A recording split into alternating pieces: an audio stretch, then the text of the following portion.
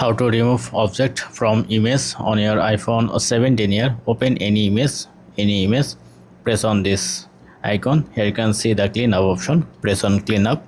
Now it will take some time. So once done, just select the area that you want to remove, or you can select full area as well, and it will be automatically removed. To more clear, you need to do it again and again, then all will be clear. So that's it. This is how you can easily clear the object from image on your iPhone 17 here with Apple Intelligent. Thank you. Please don't forget to thumbs up and do subscribe. Have a good day.